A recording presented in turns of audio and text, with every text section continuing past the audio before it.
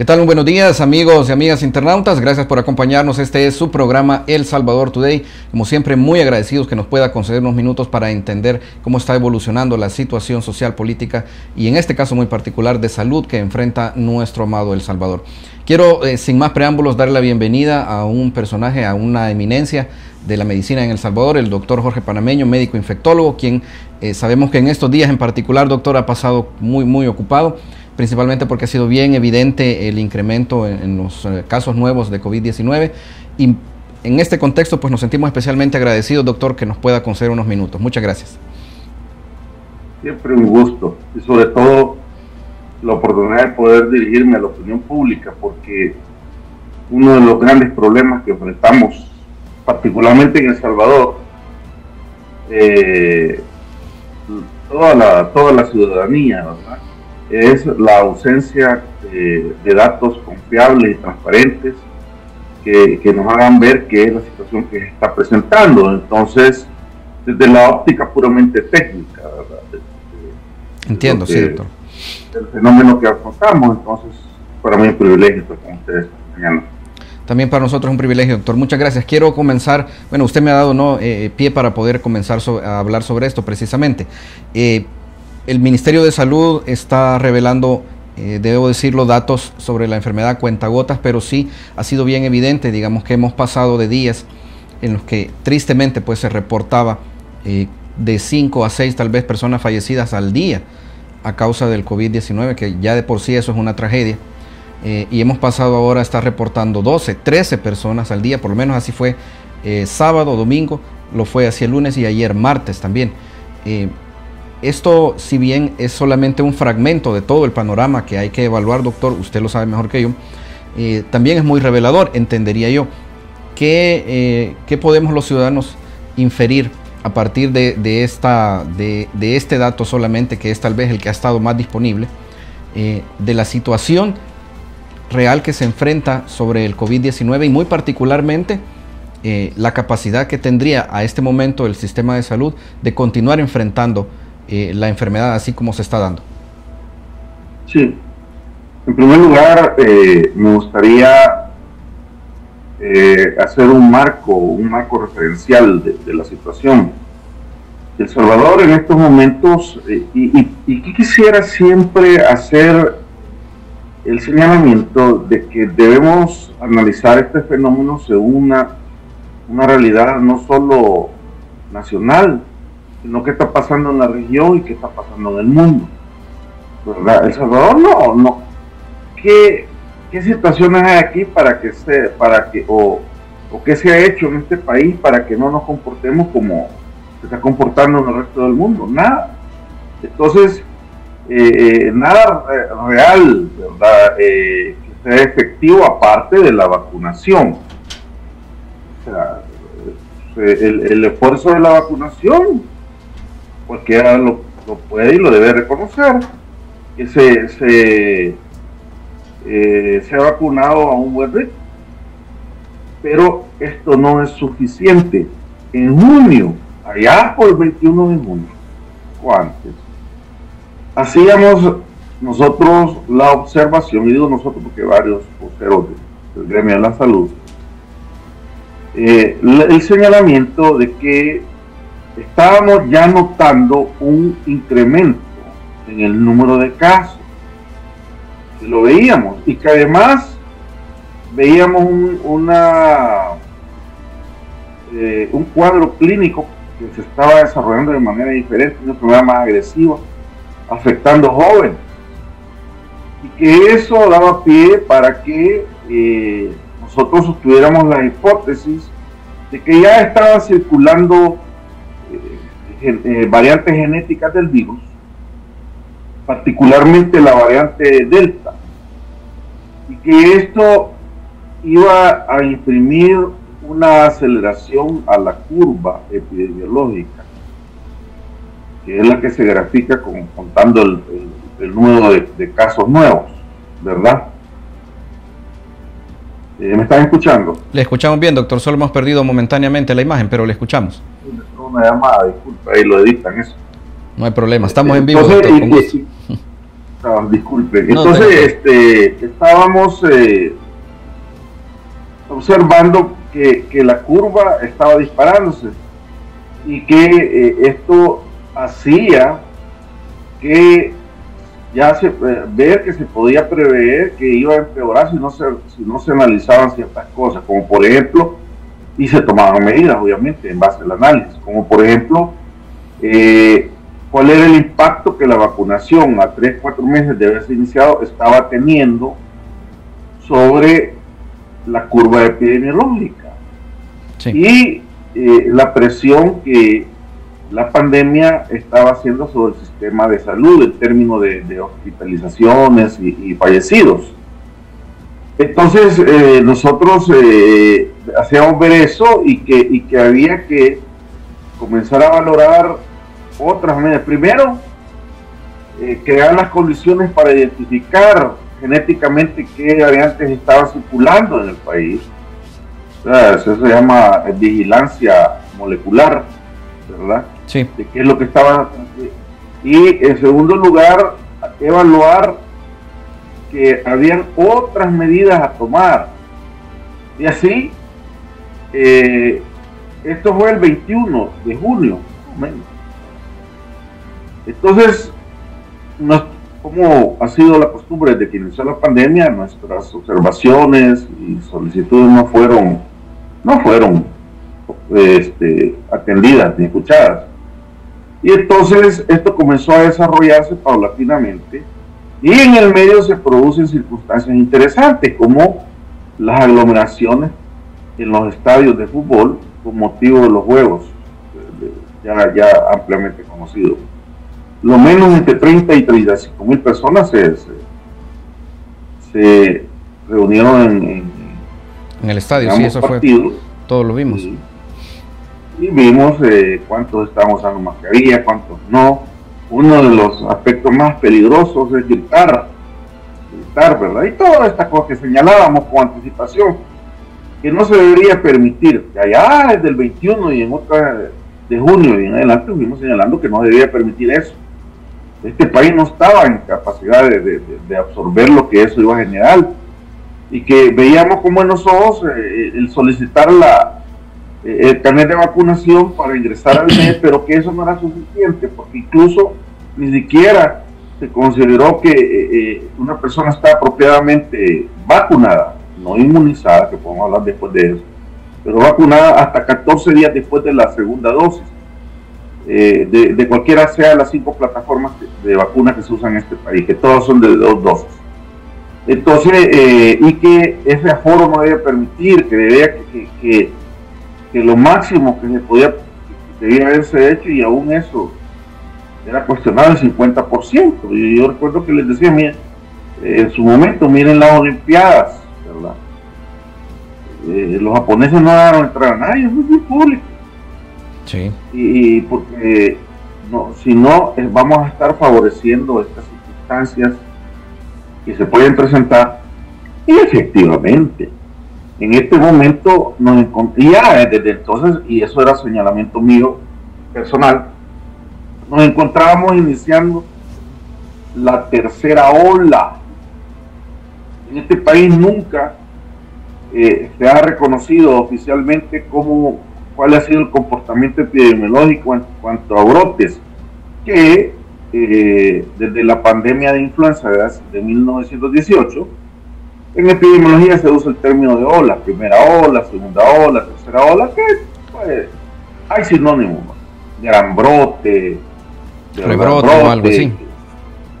Sí, pero en realidad estamos en medio de la primera ola, que fue a la llegada del virus entre abril y julio del año pasado, la segunda entre enero y febrero de este año, y la tercera, esta que comienza en junio. Señalábamos muy especialmente que esperábamos que esta situación iba a ser mucho más grave, porque a la base, la primera ola fue causada por la llegada del virus, por primera vez al territorio salvadoreño, y el inicio de la fase de diseminación comunitaria, transmisión comunitaria. La segunda ola fue debido a las aglomeraciones que se produjeron por las festividades de Navidad y Año Nuevo. Y esto, además de los aspectos que ya he señalado, pues las cepas, las variantes genéticas, que cada una de ellas se caracteriza por que la capacidad de transmisión es más alta, la contagiosidad es más alta, y eso imprime un mayor número de... Doctor, quiero aprovechar ¿sí? que usted menciona la variante Delta, porque también, como ya lo mencionamos, ¿no? La falta de información, pero además la desinformación también es un problema en el manejo de una pandemia. Y quiero aprovechar su mención de la variante Delta porque desde ayer ha estado circulando mucho a través de WhatsApp, digamos, información de que los síntomas que produce la variante Delta no serían iguales a los que ya estábamos acostumbrados.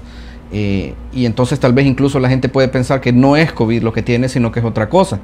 ¿Qué nos puede decir usted al respecto? No hay mucha diferencia y debo decirle algo que es muy importante. A nivel de personal no médico, nadie puede estar pensando si es la variante genética Delta la que me afectó o no. Hay algunas pequeñas variantes en eso, pero en este momento el principio salvadoreño, el principio es que no hay más catarritos, no hay más diarreitas, no hay más fiebrecitas. Todo cuadro que parezca un resfriado común, todo cuadro gripal, todo cuadro de diarrea acompañado de fiebre,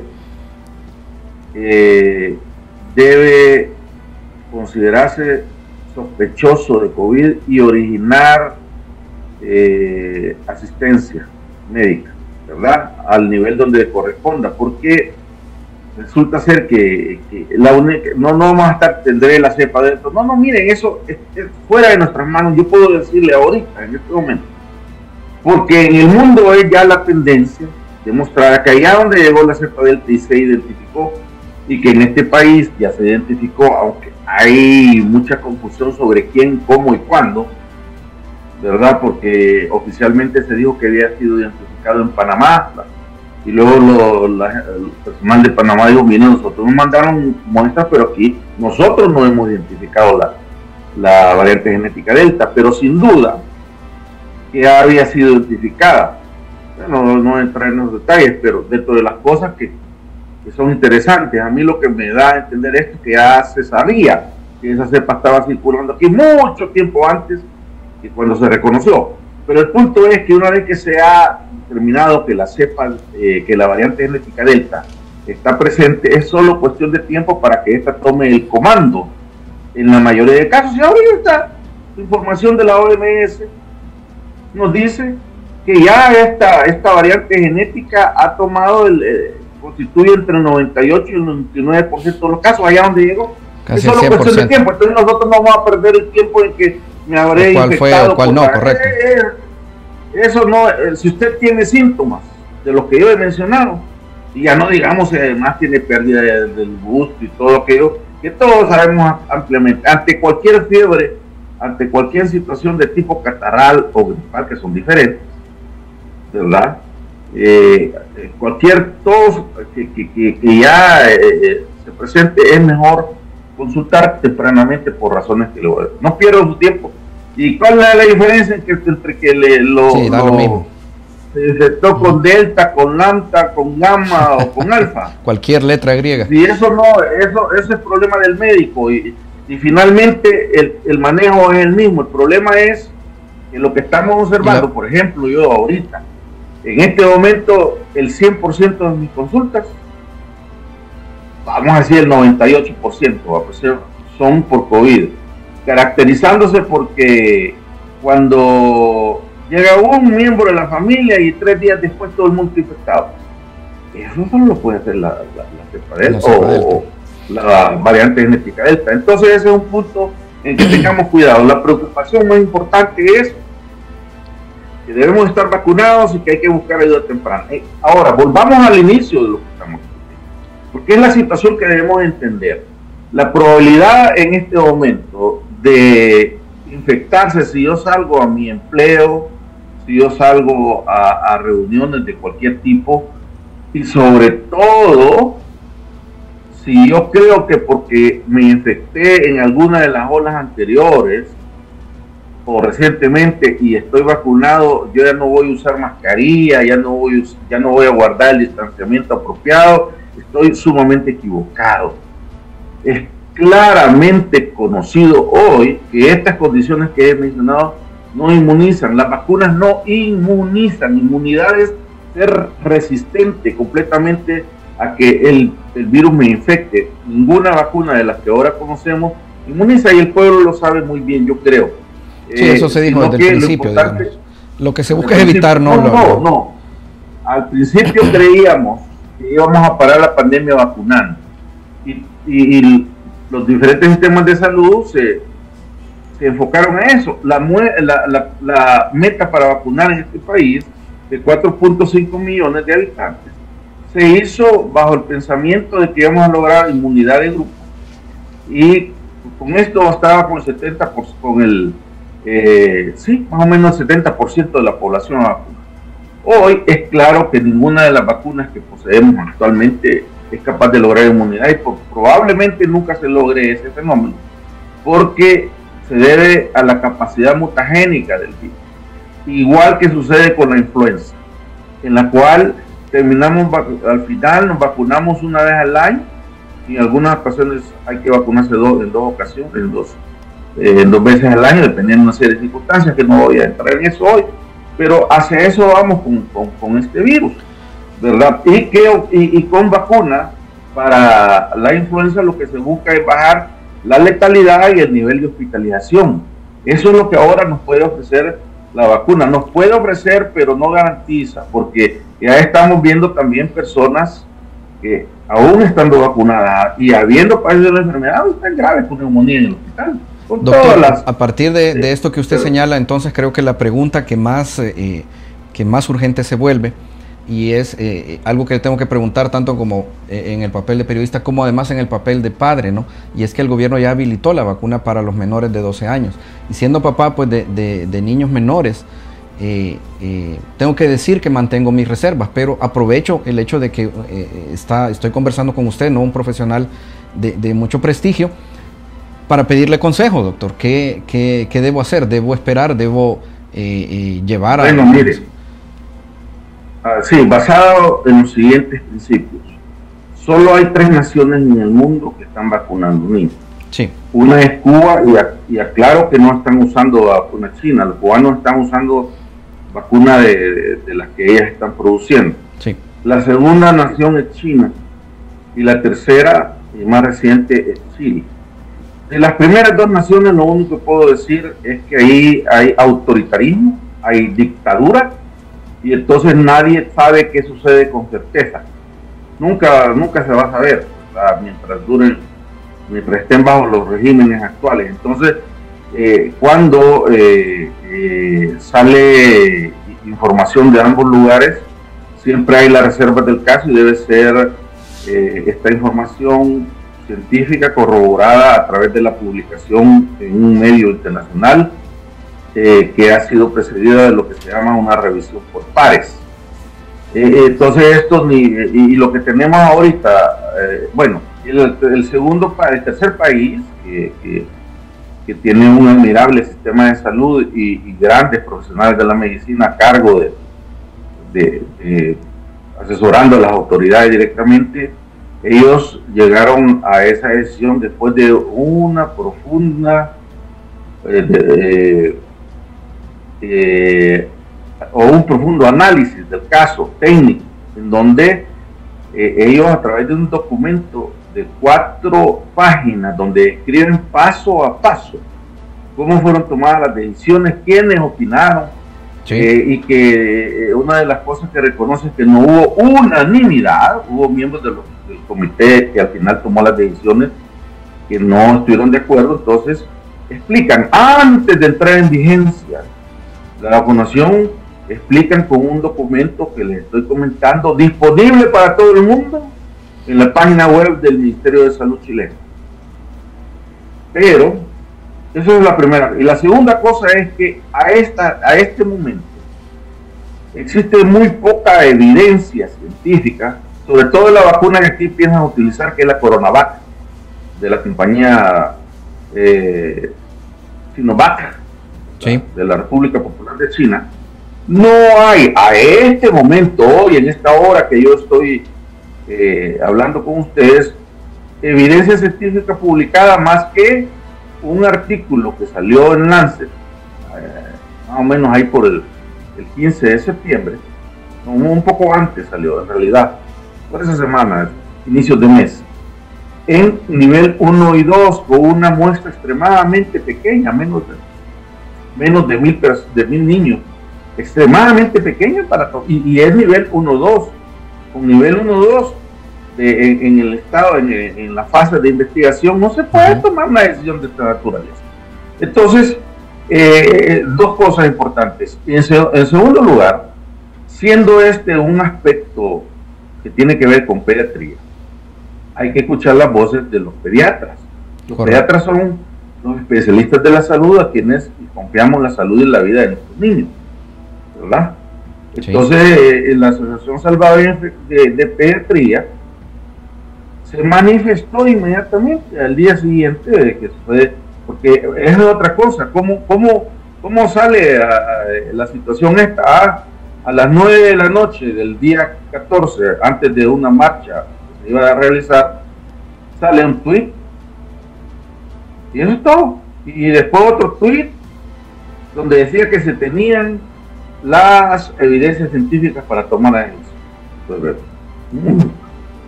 En este tipo de situaciones no es así. Aquí no estamos en política, ni jugando, ni corriendo una campaña.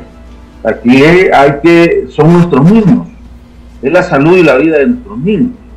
Entonces, los pediatras de El Salvador opinan, y todos apoyamos esa opinión porque este es un asunto de salud pediátrica, opinan que todavía no es el momento, porque no hay suficiente evidencia científica, mucho menos en este país, en El Salvador.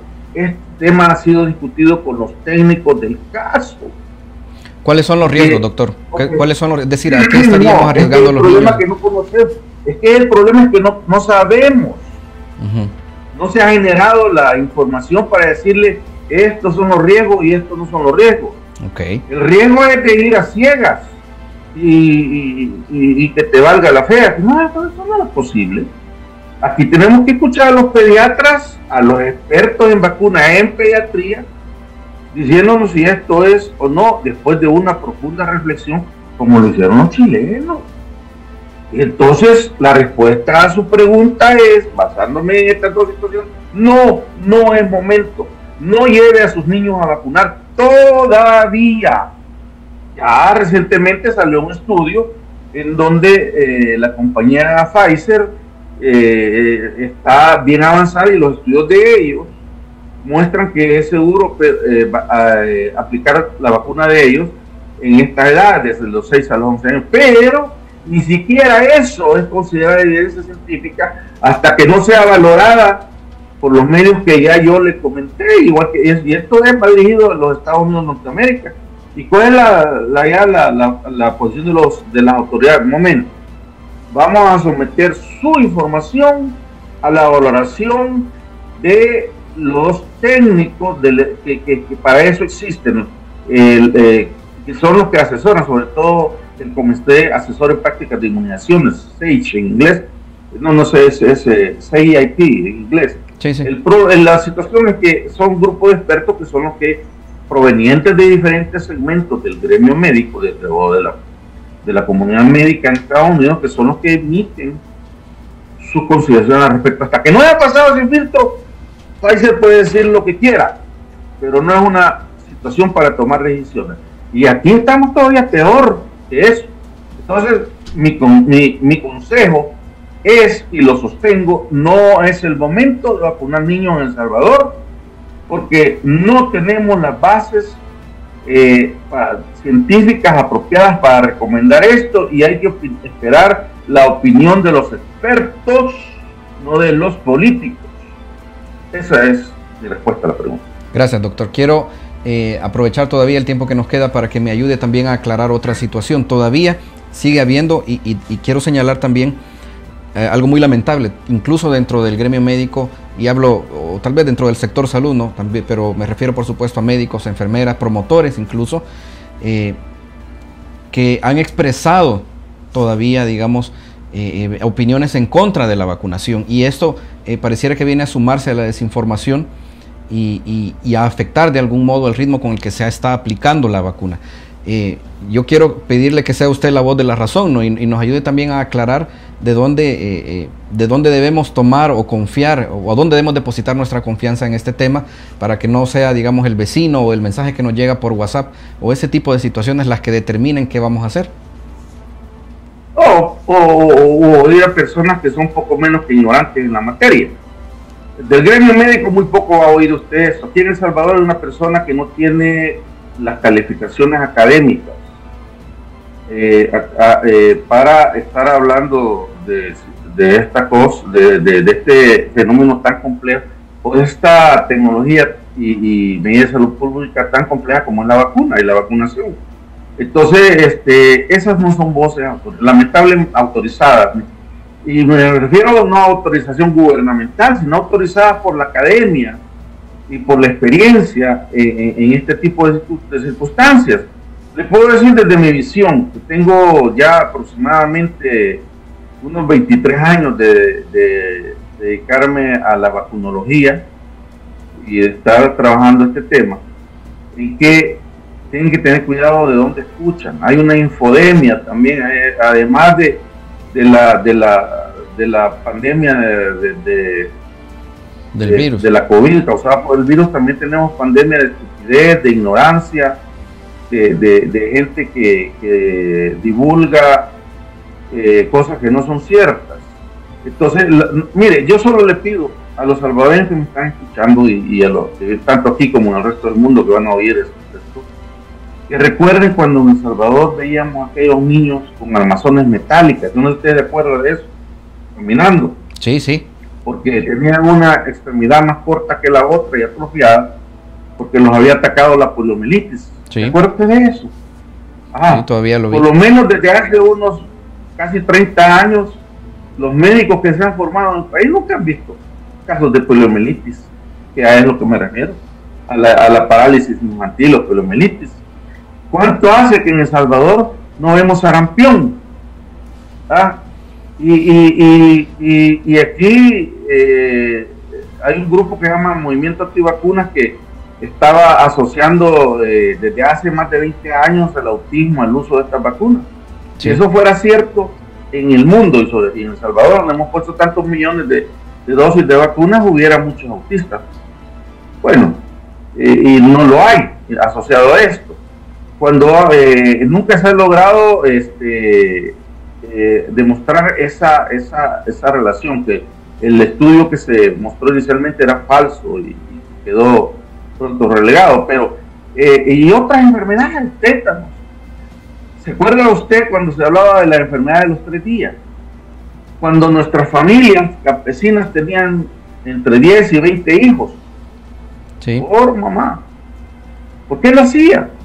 Porque entre el 50 y el 70% de esos niños iban a fallecer antes de los 3 años de edad por estas enfermedades. El tétano, ¿verdad? La cantidad en décadas anteriores, muchas décadas atrás, había una mortalidad infantil por tétanos neonatal, ¿verdad? Por las condiciones en que se atendía el parto. Esto prácticamente desapareció. Y todo gracias a la vacuna. Eso, ¿qué tenemos? Gracias a la vacuna. Entonces, créame que la tecnología, sobre todo lo que más miedo produce son las vacunas basadas en tecnología genética, ¿verdad? ARN mensajero, ADN. Estas técnicas tienen más de 20 años de estar siendo investigadas. Y ya hay vacunas que ni cuenta se ha dado la gente está usando, por una excelente vacuna anti-ébola, que ha dado muy buenos resultados. Además, está por llegar, y oigan lo que les voy a decir, en medio de toda esta situación, no hemos olvidado otras enfermedades. Está por salir ya la vacuna para VIH, y va a salir muy buena, de muy buena calidad, basada en estos mecanismos. Entonces, todas las teorías que hay de que va a generar esterilidad en niñas, que nos van a inyectar un chip y en la primera dosis, en la segunda dosis el saldo, por cierto, para el chip. Y todas estas circunstancias son falsas, como las vacunas, como todos los medicamentos, tienen efectos adversos y colaterales. Y no voy a negar eso, y han habido vacunas que han causado problemas, son inmediatamente retiradas del mercado. Y siempre va, pero ¿qué también es lo que falta aquí? Educación. Desde el año pasado, desde febrero, si usted revisa las publicaciones, en las entrevistas que nos hacían, y a mí en particular, insistíamos, se nos viene encima un fenómeno que va a requerir educar a nuestro pueblo, enseñarle cada paso, qué significa que ahora haya que estemos en medio de esta circunstancia. Pues fíjese que porque la vacuna ayuda a disminuir la gravedad de la enfermedad, pero no se tarda mucho tiempo para cortar la cadena de transmisión. Entonces, además de la vacuna, hay que protegernos. Pues que mire que esto se transmite de esta manera y la otra. Una campaña intensa nunca se realizó. Los recursos yo tengo la impresión que los recursos que pudieron haberse utilizado para eso, utilizaron en campaña política. ¿Verdad? Ahora que los políticos resuelvan el problema de los muertos, porque mire, quiero decirles, salvadoreño, que no son 12 muertos los que se están realizando. Ya ha sido señalado a nivel internacional que hay un subregistro del 800% en mortalidad, en el número de muertos. Es que no son esos 12 que reconocen ahí, deben ser 20, 40 diarios. Y ya no digamos el número de personas enfermas. En este momento el sistema de salud en El Salvador está entrando en colapso. Por favor, busquen en las redes lo que los médicos del Seguro Social están exigiendo, y le han dado 72 horas a la administración del Seguro Social para que le dé respuestas, si no va a haber situaciones difíciles, porque se está volviendo a lo mismo de la primera ola, abriendo espacio para atender pacientes, porque el hospital que nos iba a sacar de problemas, las instalaciones que funcionan en la feria, son completamente ya insuficientes en términos de personal y equipo para atender la alta demanda generada por la ola por la situación en que nos encontramos. Entonces están ocupando unidades de salud, están abriendo en hospitales regionales, sin planificación, sin equipamiento, y eso nos muestra lo que en las próximas semanas se va a producir, porque no hubo planificación, porque se les advirtió a las autoridades de salud que si seguíamos por el mismo camino íbamos a recorrer la ruta que recorrió Chile. Chile tardó 10 meses vacunando para poder hacer que esto se controlara. Nosotros no podemos. ¿Qué va a pasar en 10 meses? Y durante los últimos 5 o 6 meses de esta situación en Chile, hubo miles de muertos, una ocupación de camas UCI en la nación del 96%, y una situación verdaderamente trágica. Drástica. A eso nos enfrentamos en este momento. Doctor, muchísimas gracias. Quiero agradecerle nuevamente, se nos ha ido la imagen, pero creo que todavía lo escuchamos. Doctor, muchísimas gracias. Es sin duda muy edificante poder conversar con usted, y además creo también importante que nos pueda decir cómo debemos enfrentar y entender cómo avanza esta enfermedad, y lo importante que es no solamente las medidas que pueda tomar el gobierno. Creo que también, la segunda cosa importante es lo que cada uno de nosotros también debe hacer al respecto de la prevención, y entender que estamos hablando de resguardar la vida, ¿no? De eso se trata cuando hablamos de prevenir este virus. Doctor, no puedo más que agradecerle muchísimo.